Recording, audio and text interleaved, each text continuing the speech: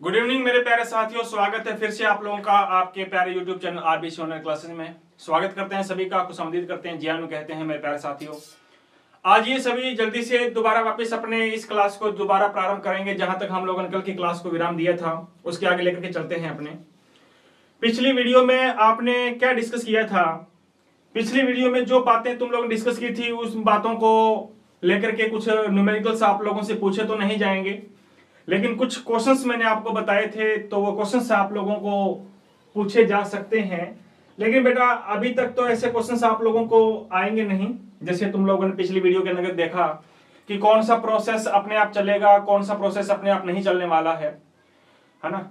तो जो पिछली वीडियो जो तुम लोगों ने पढ़ी है वो पिछली वीडियो ज्यादा आप लोगों के लिए इतनी ज्यादा इंपॉर्टेंट नहीं है, लेकिन फिर भी आप लोगों को देखना बहुत बनता है आप लोगों को, क्योंकि थर्मोडायनेमिक आप अगले साल नहीं पढ़ोगे, है ना। और जिनके दिमाग के अंदर ये बातें आ रही हैं कि मुझे 11th और 12th के साथ साथ मेरे को नीट वगैरह या किसी और की भी प्रिपरेशन करनी है, तो उनके लिए मैं जरूर कहूंगा कि इन वीडियोस को आप लोग हर एक वीडियो को जरूर देखा करो आप, है ना, और ताकि आपको बेनिफिट हो।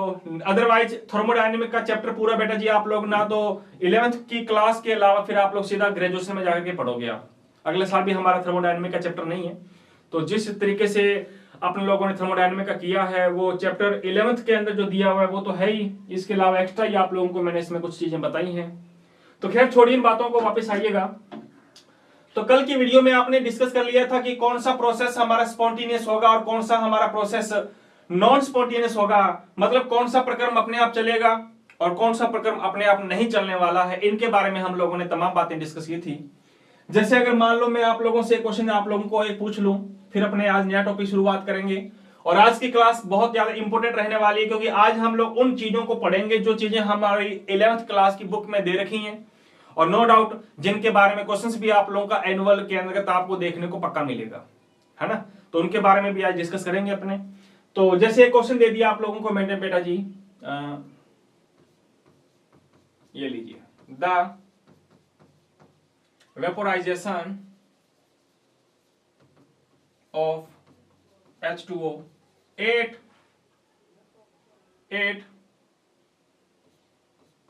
110 डिग्री सेल्सियस टेम्परेचर। ये लो, ये दे दिया मैंने। जल का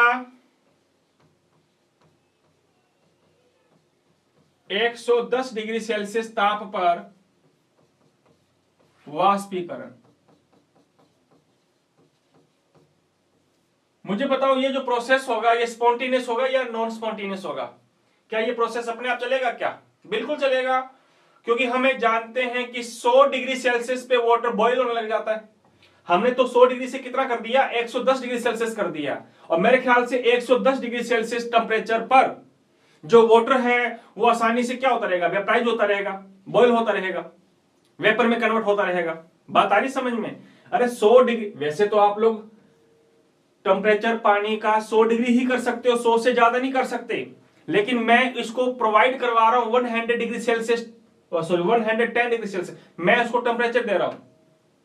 जब मैं इसको 110 डिग्री सेल्सियस टेम्परेचर दे रहा हूं तो मेरे ख्याल से टेम्परेचर इतना बॉइलिंग पॉइंट से ज्यादा हो चुका है, बॉइलिंग पॉइंट से ज्यादा हो चुका है, तो इसका मतलब अब जल का वेपोराइजेशन आसानी से होता रहेगा, इजिली होता रहेगा, अपने आप होता रहेगा। तो मेरे ख्याल से आप लोगों का जो ये प्रोसेस है बेटा जी ये क्या होगा, स्पॉन्टेनियस होगा। क्लियर है बात? आगे बात समझ में? अच्छा एक बात और ध्यान रखना आप, वैसे अगर आप लोगों का अगर ये प्रश्न पूछ लिया जाए, ये लो, वेपोराइजेशन ऑफ H2O,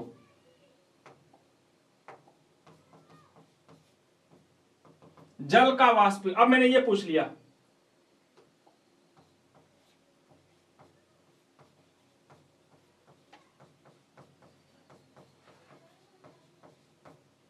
ये बताओ ये प्रोसेस ऑटोनोमस होगा या नहीं होगा, स्पॉन्टेनियस होगा या नॉन स्पॉन्टेनियस होगा? बताइए आप लोग। जल का वाष्पीकरण, हाँ, तो याद रखना बेटा जी, अगर अपने बात करते हैं जल के बीपी बॉइलिंग पॉइंट के बारे में, तो आपको पता है जल जो है, वाटर जो है वो 100 डिग्री सेल्सियस पे क्या होने लगेगा, बॉयल होने लग जाएगा, और 100 डिग्री पर वेपर बनने लग जाएगी उसकी, है ना, और वेपर बनने का मतलब है वेपराइजेशन होने लगेगा।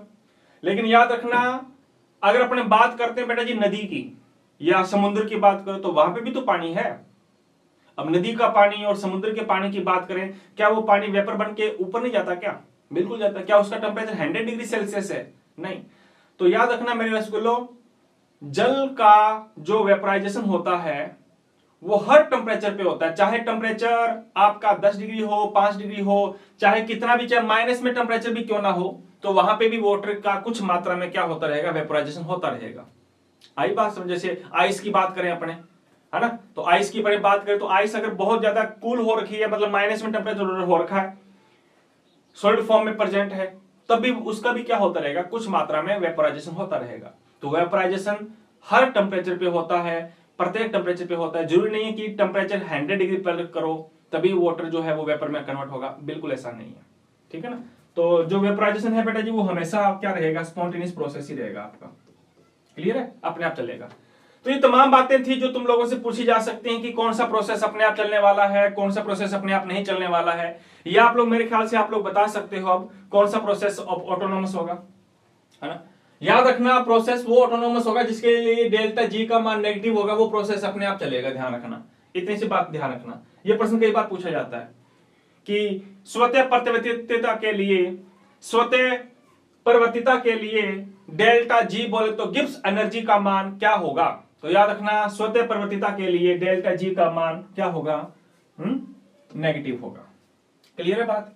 तो आइए आगाज करते हैं अपने आज की क्लास का। आज की क्लास में अपने क्या पढ़ेंगे बेटा जी, कुछ चीजें पढ़ेंगे अपने, है ना, जो काफी इंपॉर्टेंट रहेंगी हमारे लिए।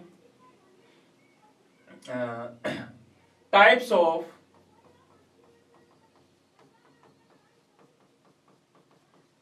एंथैल्पी एनर्जी, एंथैल्पी ऊर्जा के प्रकार, एंथैल्पी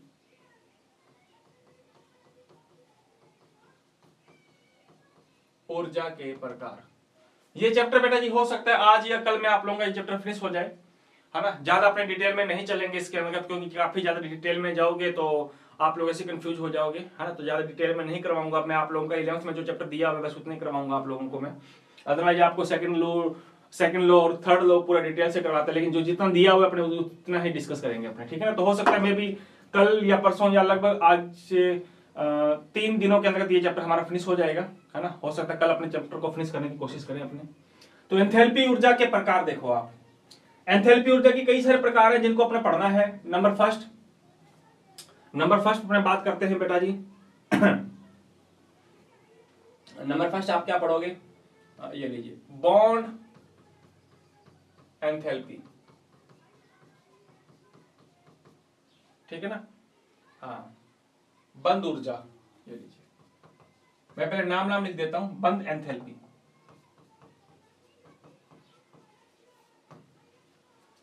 नेक्स्ट आगे बात करते हैं बॉन्ड फॉर्मेशन एंथैल्पी,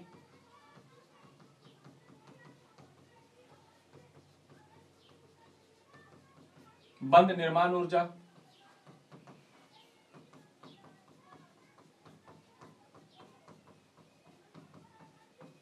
बंद निर्माण ऊर्जा। नेक्स्ट आगे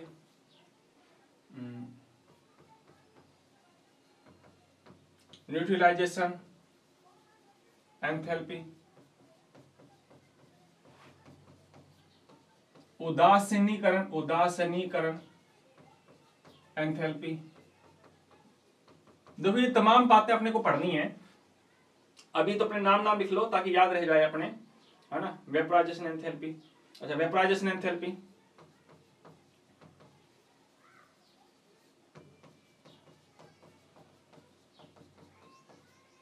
वेपराइजेशन एंथैल्पी और फ्यूजन एंथैल्पी,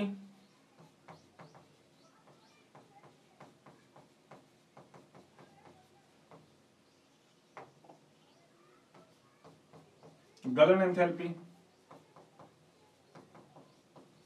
ये है वाष्पीकरण एंथैल्पी,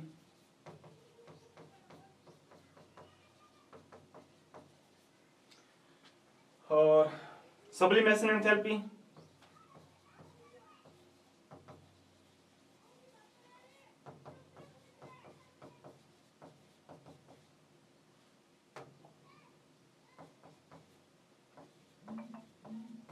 ऊर्ध्वपातन ऊर्जा या ऊर्ध्वपातन एंथैल्पी। ठीक है ना, ये सारी चीजें अपने डिस्कस करनी है एक एक करके, है ना। और भी जो चीजें आएंगी वो अपने आती रहेंगी, कोई दिक्कत नहीं है। तो एक एक करके अपनी डेफिनेशंस को पढ़ना है, इन पे जरूर आप लोगों से क्वेश्चन आएगा। कंब्यूशन एंथैल्पी और है, ये लीजिए, यहां पे लिख देते हैं अपने कंब्यूशन एंथैल्पी, कंब्यूशन दहन ऊर्जा या दहन एंथैल्पी। ये तमाम चीजें अपने डिस्कस करेंगे एक एक करके। और डेफिनेशन पक्का आती है बेटा जी आप लोगों के लिए। यहाँ पे एनुअल में जो भी क्वेश्चंस पूछा जाएगा या हाफ ईयरली में अगर आपका एग्जाम हुआ होगा तो उसमें ये चैप्टर्स में ये क्वेश्चंस जरूर आए हुए होंगे। तो एक एक करके अपने लेकर के चलते हैं बेटा जी। आइए पहले बात करते हैं अपने बॉन्ड एंथैल्पी के बारे में। तो हेडिंग डालिए first of all bond enthalpy.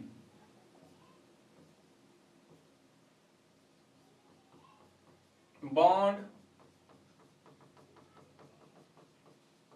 Enthalpy बोले तो बंद ऊर्जा। आपने चैप्टर नंबर 4 में भी पढ़ा हुआ है बॉन्ड एंथैल्पी के बारे में, है ना। क्या होती है बॉन्ड एंथैल्पी बेटा? बॉन्ड एंथैल्पी का मतलब होता है, मान लो कोई एक ए एटम है जो जुड़ा हुआ है किसके साथ, बी एटम के साथ जुड़ा हुआ है, और उन दोनों के बीच में बॉन्ड है ये।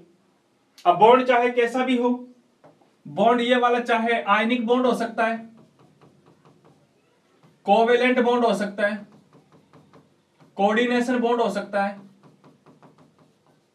कोई से भी टाइप का बॉन्ड हो सकता है कि नहीं हो सकता? कोई भी टाइप का बॉन्ड हो सकता है। अच्छा, अब तुम्हें क्या करना है, इस बॉन्ड को ब्रेक करना है आपको।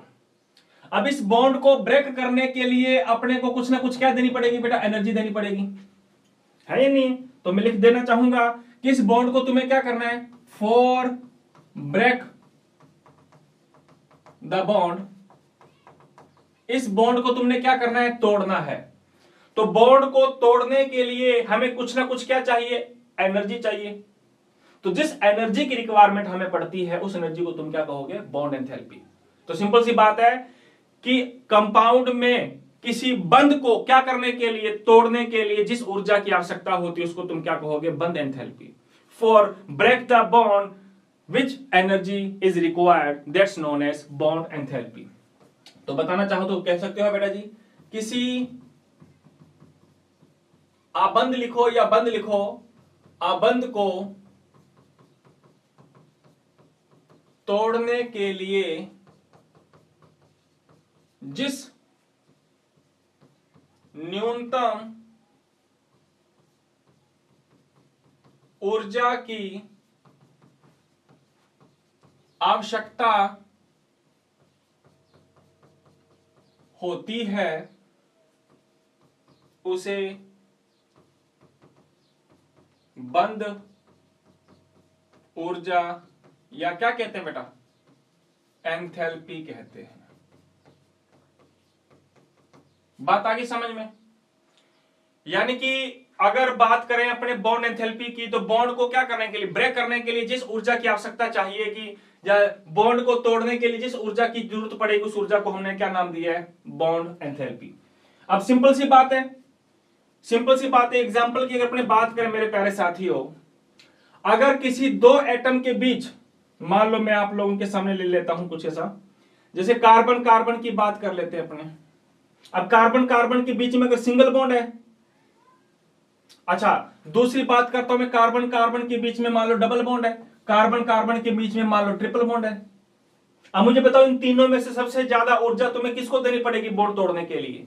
यहां पे तो सिंगल बॉन्ड है, एनर्जी कम देनी पड़ेगी, आसानी से ब्रेक हो जाएगा। यहां पे दो दो बॉन्ड दिख रहे हैं, डबल बॉन्ड है, ब्रेक तोड़ने के लिए एनर्जी ज्यादा देनी पड़ेगी। ट्रिपल बॉन्ड और हो गया, 3 बॉन्ड ब्रेक करने हैं तुम लोगों को, तो आसानी से तोड़ नहीं सकते। तो मेरे ख्याल से जैसे जैसे नंबर ऑफ बॉन्ड बढ़ते जाएंगे वैसे वैसे उनकी बॉन्ड एंथैल्पी भी क्या होती जाएगी, बढ़ती जाएगी। तो बॉन्ड ऊर्जा इसकी कम है, इसको कम देनी पड़ेगी ऊर्जा बॉन्ड तोड़ने के लिए, इसको ज्यादा देनी पड़ेगी और इसको और भी ज्यादा देनी पड़ेगी। तो मेरे ख्याल से आपको पता चल गया होगा। ऐसे ही बात करेंगे अपने H2 की। H2 में बेटा कौन सा बॉन्ड होता है, HH। बात करता हूं O2 की, O2 में कौन सा बॉन्ड होता है, double bond.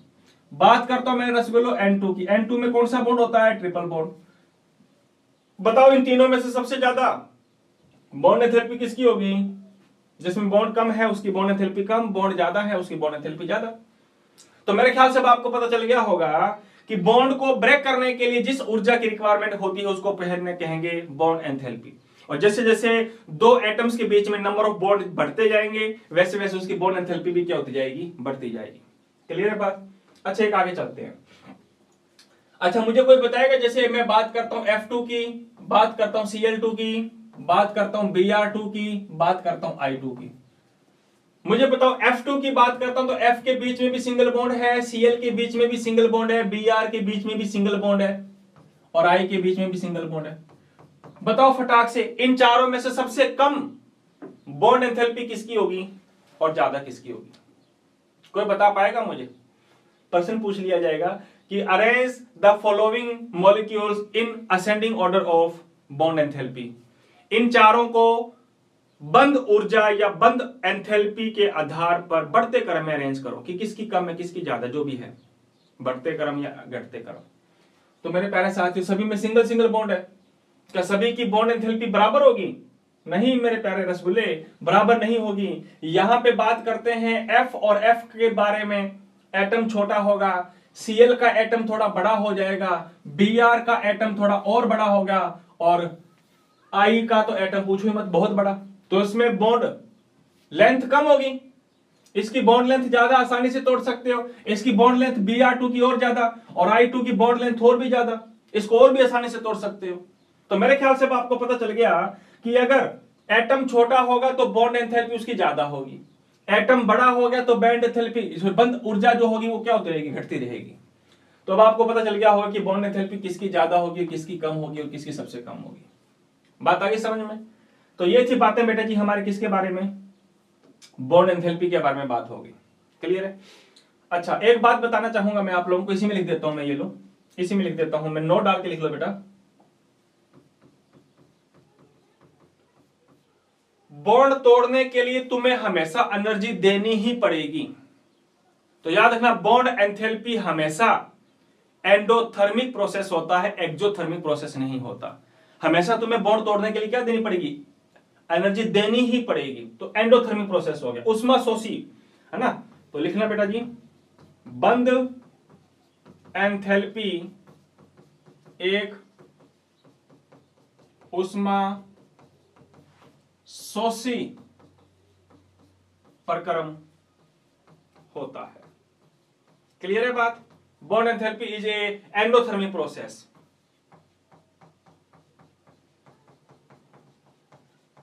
Bond enthalpy is an endothermic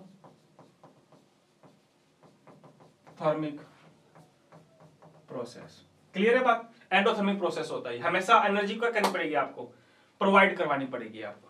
तो मेरे ख्याल से पहली डेफिनेशन आपको पता चल गई होगी कि बॉन्ड को ब्रेक करने के लिए जिस एनर्जी की रिक्वायरमेंट पड़ती है, देखो वैल्यूज याद करने की जरूरत नहीं है अपने को, बस आपको पता होना चाहिए कि अगर बॉन्ड सिंगल होगा तो बॉन्ड एंथैल्पी कम होगी, डबल बॉन्ड होगा ज्यादा होगी, ट्रिपल बॉन्ड होगा तो बॉन्ड एंथैल्पी और भी ज्यादा हो जाएगी। क्लियर है बात? तो मुझे लगता है कि आप लोग इसको आसानी से कर पाओगे, कोई कंफ्यूजन नहीं होगा। अच्छा, नेक्स्ट आगे चलते हैं अपने। क्लियर है बात? अच्छा, मान लो बेटा आपके सामने कोई मॉलिक्यूल लेता हूं मैं, दूसरा एग्जांपल, जैसे अपने पास में C H H H H, ये CH4 है। अब इसमें कितने बॉन्ड दिख रहे हैं आपको? एक बॉन्ड दिख रहा है, दूसरा, तीसरा, चार बॉन्ड है। तो चारों बॉन्ड को तोड़ने के लिए अपने को अलग अलग एनर्जी देनी पड़ेगी कि नहीं देनी पड़ेगी? एक साथ ऐसे बॉन्ड नहीं ब्रेक होते, ध्यान रखना। हमेशा बॉन्ड ब्रेक जब होते हैं तो एक एक बॉन्ड ब्रेक किया जाता है। जैसे पहले तोड़ने के लिए इसको एनर्जी देनी पड़ेगी, तो इसको मैं लिख लेता हूं डेल्टा HB बॉन्ड एंथैल्पी। इसको लिख लेता हूं delta HB2, sorry delta HB2। इसको लिख लेता हूं डेल्टा HB3 और इसको तोड़ने के लिए डेल्टा HB4। चारों को अलग अलग देनी पड़ेगी। अब इसकी वैल्यू क्या होगी बेटा? जो तुमने डेल्टा HB1 का जितना वैल्यू दी है, डेल्टा HB2 जितना दिया हुआ है, तीसरे बॉन्ड को तोड़ने के लिए HB3 तुमने दिया और चौथे बॉन्ड को तोड़ने के लिए HB4 तुमने दिया। बात आई समझ में? तो इनका अगर तुमको याद करना है तो कितने बॉन्ड तोड़े तुमने? 4 बॉन्ड तोड़े, 4 को डिवाइड करो, तब हम लोग क्या निकालते हैं बेटा? एवरेज निकालते हैं, बॉन्ड एंथैल्पी एवरेज निकालते हैं। तो जब एक से ज्यादा बॉन्ड तोड़ने को पड़ते हैं ना अपने को, एक से ज्यादा बॉन्ड तोड़ने को अपने को जरूरत पड़ती है, तो एक एक बॉन्ड तोड़ने पड़ते हैं हमको, तो हम उनका क्या लेते हैं, एवरेज लेते हैं। तो मेरे ख्याल से आपको पता चल गया होगा कि बॉन्ड को ब्रेक करने के लिए जिस एनर्जी की रिक्वायरमेंट पड़ती है उसको अपने क्या कहते हैं, बॉन्ड एंथैल्पी कहते हैं। और बॉन्ड तोड़ने के लिए हमेशा एनर्जी देनी पड़ती है, इसका मतलब बॉन्ड एंथैल्पी एक प्रकार का एंडोथर्मिक प्रोसेस होता है। सिंगल बॉन्ड की कम होगी, ट्रिपल बॉन्ड की ज्यादा होगी, और डबल बॉन्ड की और ज्यादा होगी, ट्रिपल बॉन्ड की और ज्यादा होगी, सॉरी। चलो नेक्स्ट आगे लेते हैं अपने number second point, bond formation enthalpy, बंध निर्माण ऊर्जा, बंध निर्माण ऊर्जा या एंथैल्पी। अब इसका मतलब क्या होता है, बॉन्ड फॉर्मेशन एंथैल्पी का मतलब क्या होता है बेटा? हाँ देखो, बॉन्ड का फॉर्मेशन करना है अपने। मान लो एक एटम ये रहा और बगल में बैठा दूसरा एटम है।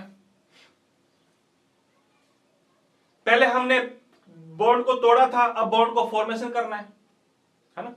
अच्छा, ये एटम अलग है, ये एटम अलग है, या सेम भी हो सकते हैं, कोई दिक्कत नहीं है। दो एटम है, अब दोनों एटम आपस में जुड़ करके क्या बन गया, ए बी बन गया। मान लो ये लो, ए और बी का फॉर्मेशन हो गया। तो जब बॉन्ड फॉर्मेशन होगा, तो बॉन्ड फॉर्मेशन होने के बाद में मेरे प्यारे साथियों, इनकी एनर्जी क्या हो जाती है, डिक्रीज हो जाती है। इसका मतलब यह है कि कुछ मात्रा में एनर्जी क्या कर देते हैं, रिलीज कर देते हैं, प्लस में कुछ मात्रा ऊर्जा उत्सर्जित कर देते हैं, इसलिए इनकी एनर्जी क्या हो जाती है, डिक्रीज। तो बॉन्ड फॉर्मेशन के बाद, बॉन्ड के फॉर्मेशन होने के बाद जितनी ऊर्जा में चेंजिंग आई है ना, देखो ऊर्जा घटेगी कि नहीं घटेगी, देखो कुछ ऊर्जा इसने रिलीज कर दी। So when two atoms are bonded to each other, then which energy is changed. जब दो एटम आपस में बॉन्डेड होते हैं, तो बॉन्डेड होने के बाद जितनी ऊर्जा में कुछ परिवर्तन होता है, वो ऊर्जा में आने वाला परिवर्तन तुम्हारा क्या कहलाता है, बंध निर्माण एंथैल्पी कहलाती है। जिसको अपने लिख सकते हैं बेटा, किसे लिखते हैं इसको अपने, इसको अपने लिख देते हैं डेल्टा एच फॉर्मेशन, इससे लिखा जाता है इसको। यानी कि दो एटम जब आपस में बॉन्डेड होते हैं, तो बॉन्डेड होने के बाद में जिस ऊर्जा का परिवर्तन होता है, जितनी ऊर्जा का परिवर्तन होता है, उसको तुम क्या कहोगे, बंध निर्माण। अच्छा देखो, हमेशा याद रखना, बॉन्ड बनता है ना, तो बॉन्ड के फॉर्मेशन के बाद हमेशा ऊर्जा निकलेगी। ऑलवेज एनर्जी क्या होती है, ऑलवेज एनर्जी रिमूव, हमेशा एनर्जी रिमूव होती है। इसका मतलब जब बंद बनेगा तो ऊर्जा निकलेगी, जब बंद बनेगा ऊर्जा निकलेगी, जब बंद बनेगा तब ऊर्जा निकलेगी। इसका मतलब बंद निर्माण एक प्रकार का कौन सा प्रोसेस, एक्सोथर्मिक प्रोसेस, उष्मा छेपी। इसमें उष्मा अवशोषित नहीं होगी, उष्मा छेपी, उष्मा निकलेगी, उल्टा हो गया उसका जस्ट। तो लिखना चाहो तो क्या लिखोगे बेटा, जब दो परमाणु आपस में संयोजित होकर बंध का निर्माण करते हैं, तो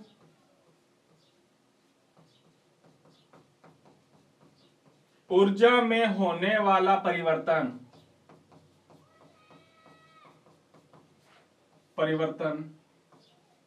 क्या कहलाता है, बंध निर्माण एंथैल्पी कहलाती है। बात आई समझ में? जब दो परमाणु आपस में बंध का फॉर्मेशन करेंगे, बॉन्ड का फॉर्मेशन करेंगे, तो बॉन्ड के फॉर्मेशन के बाद ऊर्जा में जो परिवर्तन आएगा, जो चेंजिंग होगी एनर्जी, उसी चेंजिंग होने वाली एनर्जी को आप क्या बोलोगे, बॉन्ड फॉर्मेशन एंथैल्पी के नाम से आप जानोगे।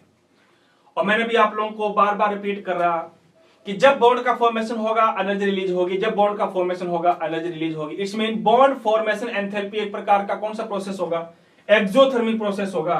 तो उसको मैं नए पेज से लिख लेता हूं बेटा जी, ये लीजिए, बंध निर्माण एंथैल्पी एक उष्मा क्षेपी प्रक्रम होता है। मेरे ख्याल से आपको पता चल गया होगा, है ना, क्या हो जाता है, ये एक्सोथर्मिक प्रोसेस होता है। ये bond formation is a exothermic process but bond breaking is a endothermic process. Bond का तोड़ना एक एंडोथर्मिक प्रोसेस है, उष्माशोषी है, लेकिन बॉन्ड का निर्माण होना क्या है बेटा, एक्सोथर्मिक प्रोसेस है। मेरे ख्याल से आपको पता चल गया होगा। जैसे मान लीजिएगा बेटा जी, क्या करें, H प्लस में H आपस में मिलकर के क्या बनेगा, H2 बनेगा। ऐसी O प्लस O आपस में मिलकर के क्या बनेगा बेटा, O2 बनेगा कि नहीं बनेगा। जब इनके बीच में बॉन्ड बनता है, जैसे इसके बीच में बॉन्ड बनेगा H बॉन्ड H, इसके बीच में बनेगा H double bond O, sorry O double bond O। जब ये बॉन्ड बनेगा तो बॉन्ड बनने के साथ में प्लस में क्या निकलेगी बेटा, एनर्जी निकलेगी। प्लस में क्या निकलेगी, ऊर्जा निकलेगी। और ऊर्जा में होने वाला ये चेंजिंग क्या कहलाती है तुम्हारी, बॉन्ड फॉर्मेशन एंथैल्पी कहलाती है। तो मेरे ख्याल से आपको पता चल गया होगा कि बॉन्ड एंथैल्पी क्या होती है और बॉन्ड फॉर्मेशन एंथैल्पी क्या होती है। बॉन्ड को तोड़ने के लिए जिस ऊर्जा की रिक्वायरमेंट पड़ती है उसको बोलते हैं अपने बॉन्ड एंथैल्पी, और बॉन्ड के फॉर्मेशन के पश्चात जो एनर्जी में चेंजिंग आएगी उसको आप क्या बोलोगे मेरे प्यारे साथियों, उसको हम बोलते हैं बॉन्ड फॉर्मेशन एंथैल्पी, है ना। और एक्सोथर्मिक प्रोसेस क्या होता है, एंडोथर्मिक प्रोसेस क्या होता है, मेरे ख्याल से आप लोगों को मैंने बता दिया। कोई डाउट यहां तक। अच्छा, बॉन्ड कोई सा भी फॉर्मेशन हो, चाहे वो आयनिक बॉन्ड का फॉर्मेशन हो, चाहे कोवेलेंट बॉन्ड का फॉर्मेशन हो, हमेशा ये एक्सोथर्मिक प्रोसेस होगा, ध्यान रखना। तो मेरे ख्याल से आपको दोनों डेफिनेशन अभी तक आप लोगों को समझ में आ गई होंगी, है ना। तो आगे चलते हैं अपने मेरे प्यारे साथियों, नेक्स्ट आगे क्या लेते हैं अपने, नेक्स्ट आगे क्या था, नेक्स्ट आगे है हाँ न्यूट्रलाइजेशन एंथैल्पी। ये लो,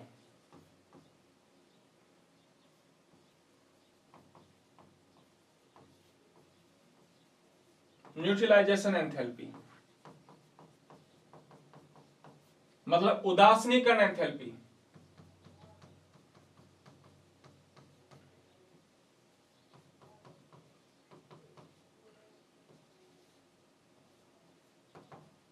क्या होती है न्यूट्रलाइजेशन एंथैल्पी का मतलब क्या होता है बेटा जी, कोई बता पाएगा, हाँ आ जाओ। मतलब उदासीन करने के लिए, है ना, उदासीन फॉर द न्यूट्रलाइजेशन, उदासीन करने के लिए जितनी ऊर्जा की आवश्यकता पड़ेगी वो क्या कहलाती है हमारी, बॉन्ड सॉरी न्यूट्रलाइजेशन एंथैल्पी कहलाती है। अच्छा, इसको किससे लिखते हैं, इसको लिखना चाहो तो लिखते हैं बेटा जी delta H neutralisation enthalpy, NUT, J नहीं है, ध्यान रखना जी, टी है, ठीक है, NUT। क्या होती है, जैसे मान लो एसिड है, एसिड बोले तो अम्ल, तुम्हें पता है अम्ल के अंदर, एसिड के अंदर क्या चीज होगी, एसिडिटी होगी, अम्लता का गुण होगा। अच्छा, उसमें तुम लोग क्या मिला दो, बेस मिलाओ, बेस बोले तो क्षार मिलाओ, है या नहीं है। आपको पता है इसके अंदर एसिडिटी होगी, ये एसिडिक नेचर का होगा, और ये बेसिसिटी का होगा, ये बेसिसिटी प्रकृति का होगा, क्षारीय प्रकृति का, ये अम्लीय प्रकृति का, इसमें अम्लीय प्रकृति होगी, इसमें क्षारीय प्रकृति होगी। जब इन दोनों को तुमने मेरे प्यारे रसगुल्लो क्या कर दिया, ऐड कर दिया, तो आपका क्या बनेगा, साल्ट प्लस वाटर बनेगा, बनेगा कि नहीं बनेगा। और मेरे ख्याल से जो बनने वाला जो साल्ट और जो ये वाटर है ना, साल्ट और जो वाटर है, इनके अगर अपने नेचर की बात करें मेरे प्यारे साथियों, तो इनका नेचर कैसा होगा, न्यूट्रल होगा, उदासीन होगा कि नहीं होगा, हाँ। तो मेरे ख्याल से हमने एसिड और बेस को आपस में मिलाया, तो बेस और एसिड आपस में मिलकर के बनने वाला साल्ट और वाटर के नेचर को कैसे कर दिया, न्यूट्रल कर दिया। तो न्यूट्रल करने के लिए भी जितनी ऊर्जा में कुछ चेंजिंग आई है ना, उस चेंजिंग ऊर्जा को हम क्या कहेंगे, उदासीनीकरण एंथैल्पी कहते हैं।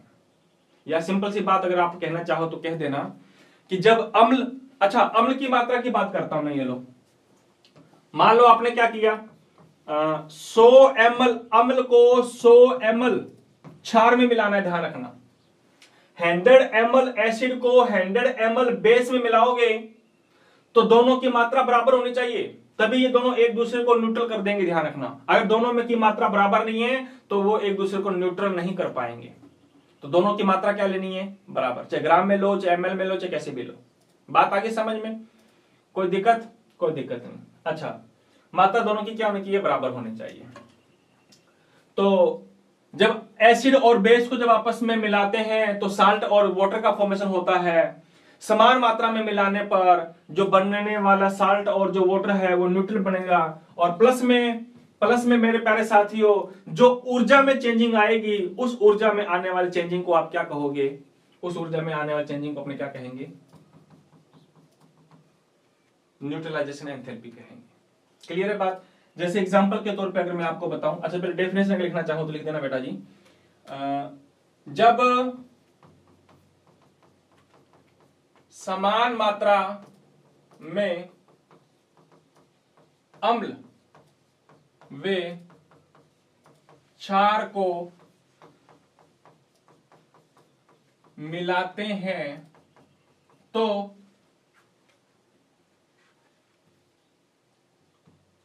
लवण व जल का निर्माण होता है। इस प्रक्रम में एंथैल्पी में होने वाला परिवर्तन क्या कहलाएगा, उदासीनीकरण एंथैल्पी कहलाती है। ठीक है ना, कहलाती है। बात आगे समझ में। When हम क्या करें, similar amount of acid and base are mixed together, then the form of the salt and water which have neutral nature, जिनका नेचर कैसा होता है, न्यूट्रल नेचर होता है। So which energy is changed, that's known as neutralisation enthalpy energy. उसको अपने क्या नाम देंगे, उदासीनीकरण एंथैल्पी ऊर्जा नाम देंगे। जैसे देखो आप लोगों ने क्या लिया, जैसे अपने ले लेते हैं मेरे प्यारे साथियों, अपने ये लो HCl ले लिया, ये लो एग्जांपल मैं आपको बता देता हूं। HCl की मात्रा ले ली 100 ml, इसको तुमने मिला दिया बेटा NaOH बेस में मिला दिया, इसको भी ले लिया तुमने 100 ml। ठीक है ना, ये भी स्ट्रॉन्ग है, ये भी स्ट्रॉन्ग है, दोनों स्ट्रॉन्ग है। अच्छा, दोनों जब आपस में मिलेंगे तो मेरे प्यारे रसगुल्लो जरा देखो, ये Na चला जाएगा Cl के साथ, क्या बन जाएगा, NaCl बन जाएगा। बनेगा कि नहीं बनेगा, NaCl का फॉर्मेशन हो गया, NaCl का फॉर्मेशन, और प्लस में क्या बन जाएगा, वाटर बन जाएगा। ये बनने वाला जो ये साल्ट और जो वाटर है, इनका नेचर कैसा होगा, न्यूट्रल होगा। और चेंजिंग, जो एनर्जी चेंजिंग आएगी उस ऊर्जा को तुम क्या बोलोगे, उदासीनीकरण एंथैल्पी ऊर्जा बोलोगे। ठीक है ना। अच्छा, इसमें जो उदासीनीकरण एंथैल्पी ऊर्जा जो आएगी बेटा जी, डेल्टा H न्यूट्रलाइजेशन एंथैल्पी ऊर्जा का जो मान आएगा वो आएगा बेटा जी 57.1 किलो जूल। ध्यान रखना। हाँ, जब एसिड और बेस को अपने आपस में मिलाते हैं तो उदासीनीकरण ऊर्जा का जो मान होता है वो लगभग कितना होता है, -57.1 किलो जूल होता है। क्लियर है बात। जब ये दोनों स्ट्रॉन्ग होने चाहिए, ध्यान रखना, दोनों स्ट्रॉन्ग होने चाहिए। क्लियर है। तो मेरे ख्याल से आपको पता चल गया होगा उदासीनीकरण एंथैल्पी ऊर्जा का मतलब क्या होता है, कि जब हम एसिड और बेस दोनों की समान मात्रा को आपस में मिलाते हैं तो बनता है क्या, लवण और जल बनता है, जिनकी प्रकृति उदासीन होती है। इस प्रकार इस प्रक्रम में जो एंथैल्पी में परिवर्तन होता है, उसी एंथैल्पी में परिवर्तन होने को हम क्या कहेंगे, उदासीनीकरण एंथैल्पी परिवर्तन कहेंगे, या सॉरी उदासीनीकरण एंथैल्पी के नाम से जानते हैं। और जब स्ट्रॉन्ग एसिड और स्ट्रॉन्ग बेस को आपस में मिलाएंगे, मात्रा इक्वल लेनी है, तो देखो एंथैल्पी में परिवर्तन हमेशा कितना होगा, -57.1 किलो जूल होगा। आगे बात समझ में। जैसे दूसरा एग्जांपल ले लेते हैं, जैसे अपने HNO3 नाइट्रिक एसिड में मिला दो आप लोग KOH, तो बन जाएगा बेटा KNO3 पोटेशियम नाइट्राइट प्लस में H2O। ये भी स्ट्रॉन्ग एसिड है, ये भी स्ट्रॉन्ग बेस है, दोनों को आपस में मिलाने पर जो एंथैल्पी परिवर्तन होगा मेरे प्यारे साथियों, वो भी कितना होगा, -57.1 किलो जूल। तो आई थिंक आपको पता चल गया होगा कि जब हम अम्ल और क्षार को आपस में मिलाते हैं, समान मात्रा में मिलाते हैं, तो लवण तथा जल का निर्माण होता है। इस प्रक्रम में जितनी ऊर्जा में परिवर्तन होगा वही हमारी क्या कहलाती है, उदासीनीकरण एंथैल्पी ऊर्जा कहलाती है। क्लियर है बात? तो ये हमने डिस्कस की है। नेक्स्ट आगे बात करते हैं मेरे प्यारे साथियों, वेपोराइजेशन एंथैल्पी के बारे में बात करते हैं अपने। यानी कि सभी की आसान डेफिनेशन है, नाम से स्पष्ट आपको पता चल जाएगा, है ना। अच्छा, वेपोराइजेशन से पहले अपने फ्यूजन एंथैल्पी पढ़ लेते हैं। फ्यूजन एंथैल्पी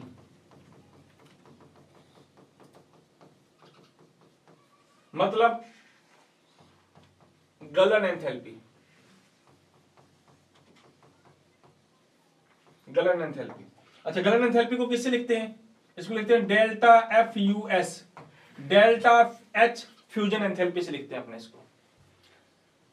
फ्यूजन का मतलब होता है क्या करना? मेल्ट करना, पिघलाना। तो जब किसी पदार्थ को मेल्ट करने के लिए जितनी ऊर्जा की आवश्यकता होगी, उस ऊर्जा को तुम क्या कहोगे? फ्यूजन एंथैल्पी कहोगे। सिंपल सी बात है, गलाने के लिए, पिघलाने के लिए, मेल्ट करने के लिए, है ना। कोई बात, जैसे मान लो मैं ले लेता हूं, जैसे कोई सब्सटेंस है, कोई पदार्थ है, मान लो क्या ले लो, जैसे NaCl ले लो आप। वैसे NaCl तो आयनिक कंपाउंड है, आसानी से तुम लोग इसको मेल्ट नहीं कर सकते, है ना। तो ये सॉलिड फॉर्म में है, इसको टेम्परेचर देंगे, अपने एनर्जी देंगे इसको,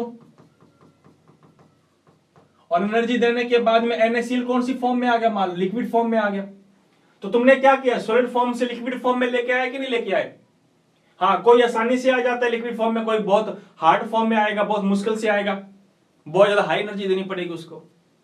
तो किसी सब्सटेंस को मेल्ट करने के लिए जितनी ऊर्जा तुम लोगों को देनी पड़ेगी, अच्छा देनी पड़ेगी कि निकालनी पड़ेगी? देनी पड़ेगी। इसका मतलब ये भी हमारी एंडोथर्मिक होगी, एक्टोथर्मिक नहीं होगी। तो जब किसी पदार्थ को गलाने के लिए जितनी ऊर्जा की आवश्यकता होती है, उसको तुम क्या कहोगे? गलन एंथैल्पी कहोगे। तो लिखना बेटा जी, किसी ठोस पदार्थ को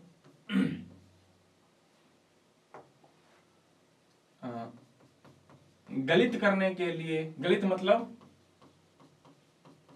पिघलाने के लिए, गलित करने के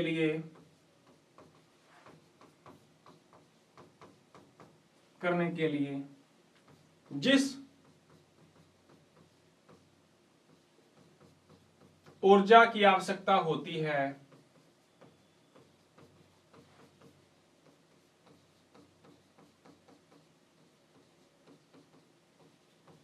उसे क्या कहते हैं? गलन एंथैल्पी कहते हैं। बात आगे समझ, गलन एंथैल्पी कहते हैं। मेरे ख्याल से अब आपको समझ में आ गया होगा। क्लियर है बात? तो फ्यूजन एंथैल्पी का मतलब क्या होता है? किसी ठोस पदार्थ को क्या करने के लिए, पिघलाने के लिए जितनी ऊर्जा की आवश्यकता पड़ती है, उस ऊर्जा को तुम लोग क्या बोलोगे? गलन एंथैल्पी, फ्यूजन एंथैल्पी के नाम से अपने जानते हैं, है ना। ये भी लिख देना आप लोग, फ्यूजन एंथैल्पी का मान, fusion enthalpy is, fusion enthalpy process is exothermic. ये भी एक प्रकार का कौन सा प्रकार है बेटा? उष्मा, उष्मा एंडोथर्मिक लिखना है ना, हाँ एंडोथर्मिक प्रोसेस है। उष्मा शोषी प्रकरण, पिघलाने के लिए आपको एनर्जी देनी पड़ेगी। आगे बात समझ में? तो याद रखना बेटा जी, फ्यूजन एंथैल्पी का मतलब क्या होता है? किसी पदार्थ को मेल्ट करने के लिए, गलाने के लिए, for melt the any types of the substance which energy is required, that's known as fusion enthalpy. किसी पदार्थ को पिघलाना है, पिघला करके अपने उसको लिक्विड फॉर्म में लाना है ना, मेल्टोन फॉर्म में लाना है, गलित अवस्था में लाना है, तो जितनी ऊर्जा की आवश्यकता पड़ती है, उस ऊर्जा को अपने क्या बोलते हैं बेटा? फ्यूजन एंथैल्पी के नाम से अपने जानते हैं। And the fusion enthalpy process is always endothermic. ये भी एंडोथर्मिक प्रोसेस होता है हमारा। तो मेरे ख्याल से गलन एंथैल्पी के बारे में आपको पता चल गया होगा। अब जिसको गलन एंथैल्पी के बारे में पता चल गया होगा, उसको आगे वाष्पीकरण एंथैल्पी के बारे में बता दोगे। वाष्पीकरण एंथैल्पी का मतलब क्या होता है? वेपोराइजेशन एंथैल्पी, वेपोराइजेशन एंथैल्पी किससे लिखते हैं इसको? हाँ, इसको लिखा जाता है delta H vaporisation, delta H vaporisation से लिखते हैं। मतलब कोई पदार्थ लिक्विड फॉर्म में है, उस लिक्विड फॉर्म से तुमको किस में लाना है, वेपर फॉर्म में लाना है। तो किसी लिक्विड मटेरियल को वेपराइज्ड करने के लिए, वाष्पीकृत करने के लिए जितनी ऊर्जा की आवश्यकता होगी उस ऊर्जा को तुम क्या बोलोगे, वाष्पीकरण एंथैल्पी कहेंगे। देखो ये सारी डेफिनेशन आसान है, हाँ कुछ डेफिनेशन इंपॉर्टेंट है, कुछ डेफिनेशन हार्ड है, लेकिन कुछ साथ में बहुत इजी भी तो है ना। तो आगे चलते हैं बेटा, जिसकी डेफिनेशन अगर लिखना चाहे तो क्या लिखोगे, किसी द्रवित पदार्थ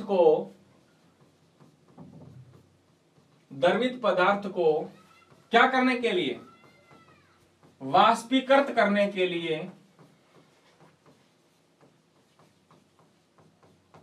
के लिए आवश्यक ऊर्जा क्या कहलाती है, वाष्पीकरण एंथैल्पी बोलो या ऊर्जा बोलो, एंथैल्पी कहलाती है। For vaporised the any liquid substance या liquid material which energy is required, that's known as vaporisation enthalpy. मतलब वेपराइज करने के लिए जितनी ऊर्जा की आवश्यकता होगी उस ऊर्जा को तुम क्या बोलोगे, वाष्पीकरण एंथैल्पी। अच्छा, इसमें भी क्या होगी, तुम लोगों को अगर वाष्पीकरण तेजी से करवाना है, फास्टली करवाना है, तो तुम लोग टेम्परेचर ज्यादा दे दो।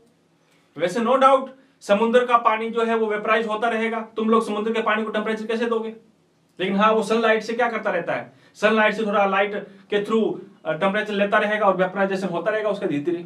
तो कहने की मेन बात यह है कि इसको कुछ ना कुछ तो ऊर्जा चाहिए, पक्का चाहिए, ताकि इसके लिक्विड के मॉलिक्यूल जो है वो वेपर में कन्वर्ट हो जाए, वेपराइज हो जाए, वाष्पीकृत हो जाए।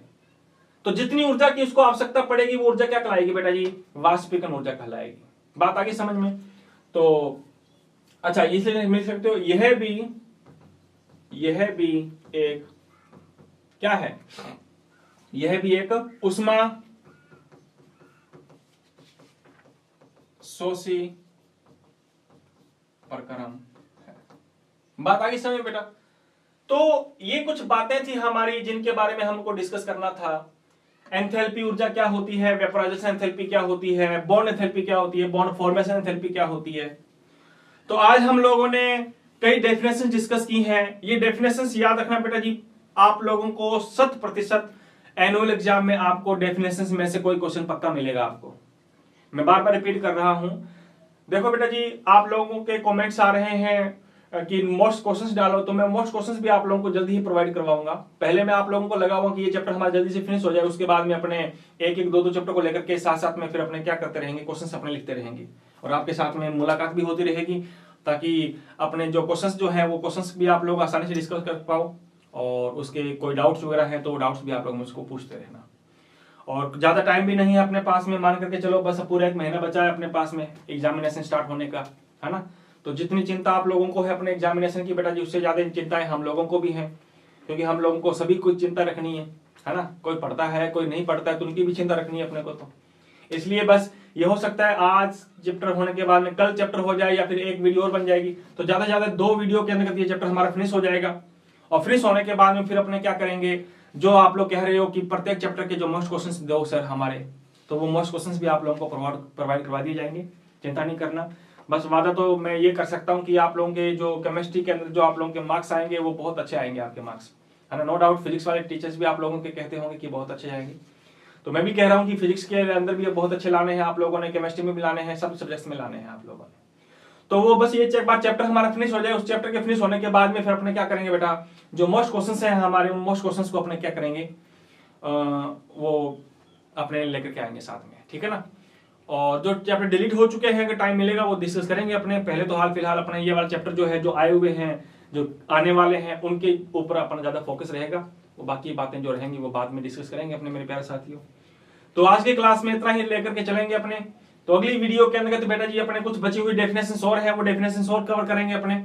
और डेफिनेशन करने के बाद में अपने अगले वीडियो में शायद तक हैश रूल भी पढ़ लेंगे अपने। हाँ, हैश रूल भी हो जाएगा, क्योंकि काफी इंपॉर्टेंट है हमारा हैश रूल। और इसी के साथ में बस ज्यादा टाइम नहीं है हमारे पास में, लगभग 1-2 टॉपिक बचे हुए हैं, उस टॉपिक के साथ में हमारा चैप्टर फिनिश कर देंगे अपने। कैलोरीमीटर जो भी बचा हुआ है वो डिस्कस कर लेंगे अपने, कोई समस्या नहीं आएगी हम लोगों को। तो इसी के साथ में अपने लेकर के चलते हैं अपने अगली वीडियो के अंतर्गत अपन मिलते हैं। और आप लोग क्या करो बेटे, जो पिछला आप जो लोगों ने जो चैप्टर पढ़ रखे हैं ना, उसको आप लोग एक एक करके क्या करते रहा करो, पढ़ते रहा करो आप, ताकि कोई डाउट ना हो। ठीक है बेटा, मिलते हैं अपने अगली वीडियो के अंतर्गत, कल मिलते हैं। और इसी के साथ में आज के मैं आप लोगों से अलविदा देता हूँ। जय हिंद, जय भारत, धन्यवाद।